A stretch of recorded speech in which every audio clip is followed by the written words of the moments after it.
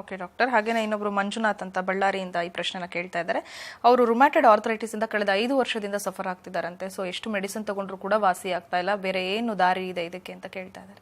Rheumatoid arthritis ನಾನು ಒಮ್ಮೆ ಬೇರೆ ಪ್ರಶ್ನೆಗೆ ಉತ್ತರ ಕೊಡುವಾಗ ಹೇಳಿದ್ದೆ, ಅದು ಒಂದು ಆಟೋ ಇಮ್ಯೂನ್ ಡಿಸೀಸ್. ನಿಮ್ಮ ದೇಹದ ಕಣಗಳನ್ನು, ಗಂಟಿನ ಕಣಗಳನ್ನು ನಿಮ್ಮ ದೇಹದ ಬೇರೆ ಕಣಗಳೇ ಬಂದು ತಿಂದು ಹಾಳು ಮಾಡ್ತವೆ. ಇದಕ್ಕೆ ಹೇಳೋದು ನಾವು ಆಟೋ ಇಮ್ಯೂನ್ ಡಿಸೀಸ್ ಅಂತ. ನಮ್ಮನ್ನೇ ನಾವು ಹಾಳು ಮಾಡಿಕೊಳ್ತೇವೆ. ಯಾಕೆ ಅಂತ ಕಾರಣ, ಹಲವಾರು ಕಾರಣಗಳಿವೆ. ನಮಗೆ ಇದು ಗೊತ್ತಿಲ್ಲ ಅಂತ ನಾವು ಹೇಳ್ತೇವೆ ಇಡಿಯೋಪ್ಯಾಥಿಕ್. ನಮಗೆ ಎಂತ ಗೊತ್ತಿಲ್ಲ ಅಂದರೆ ನಮ್ಗೆ ಗೊತ್ತಿಲ್ಲ ಅಂತ ಅದನ್ನು ದೊಡ್ಡ ಶಬ್ದದಲ್ಲಿ ಹೇಳ್ತೇವೆ ಇಡಿಯೋಪ್ಯಾಥಿಕ್ ಅಂತ. ಆದರೆ ಈಗ ಹೊಸ ಬೆಳಕು ಚೆಲ್ತಾ ಇದ್ದಾರೆ. ಏನು ಅಂದರೆ ನಮ್ಮ ದೇಹದ ಕಣಗಳು ನಮ್ಮ ದೇಹವನ್ನು ಹೇಟ್ ಮಾಡಬೇಕಾದ್ರೆ ನಮ್ಮ ಮನಸ್ಸಿನಲ್ಲಿ ನಾವು ಯಾರನ್ನೋ ಬಹಳವಾಗಿ ಹೇಟ್ ಮಾಡ್ತೇವೆ.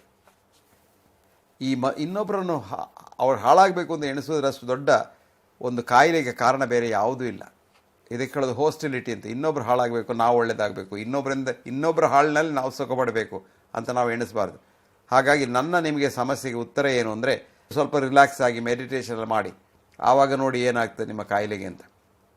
ಅದರ ನಂತರ ಕೂಡ ಏನಾದರೂ ಇದ್ದರೆ ಆವಾಗ ಒಂದು ಒಳ್ಳೆ ಡಾಕ್ಟರ್ ನೋಡಿ ಅದಕ್ಕೆ ಬೇಕಾದ ಔಷಧಿ ಕೊಡಿ. ಸುಮ್ಮನೆ ನೋವಿನ ಔಷಧಿ ತಗೊಂಡು ರುಮ್ಯಾಟೆಡ್ ಆರ್ಥರೈಟಿಸ್ ಗುಣ ಆಗೋದಿಲ್ಲ. Okay doctor. ಇನ್ನೊಬ್ರು ಪ್ರಶ್ನೆ, ಐ ಆಮ್ 29-year-old ಮೇಲ್ ಅಂತ ಹೇಳ್ತಿದ್ದಾರೆ. I was born with undescended testis. I got the orchiopexy done at the age of 26. My sperm count and the motility is very good, but the testosterone level is low. So doctors are suggesting me to take injections for the rest of my life, but one of them told me that there are risks involved such as even heart attacks in taking injections. I have not yet taken any injections. Please advise me doctor ಅಂತ ಹೇಳಿ. Injection ತಗೊಳ್ಳೋದು ಬೇಡ. ನಿಮ್ಮ sperm count is normal ಆದರೆ ನಿಮಗೆ ಏನು ಆಗೋದಿಲ್ಲ. ಲೆವೆಲಲ್ಲ ಈಗ ಏನಾಗಿದೆ, ನಮಗೆ ಟೆಸ್ಟ್ ಹೆಚ್ಚು ಮಾಡಲಿಕ್ಕೆ ಹೋಗಿ ಈ ಲೆವೆಲ್ಸ್ ಎಲ್ಲ ಗೊತ್ತಾಗ್ತದೆ. ನಾರ್ಮಲ್ ಟೆಸ್ಟೋಸ್ಟೆರಾನ್ ಲೆವೆಲ್ ನಮ್ಗೆ ಗೊತ್ತಿಲ್ಲ ಇನ್ನು. ಸುಮ್ಮನೆ ಹೆಚ್ಚು ಕಡಿಮೆ ಅಂತ ಹೇಳೋದು ಇದೆಲ್ಲ ವ್ಯಾಪಾರ. ಆದ್ದರಿಂದ ಇನ್ನೊಬ್ಬರು ಡಾಕ್ಟರ್ ನಿಮಗೆ ಹೇಳಿದವರು ಸರಿ ಹೇಳಿದ್ದಾರೆ, ತುಂಬ ಕಷ್ಟಗಳು ಬರ್ಬೋದು.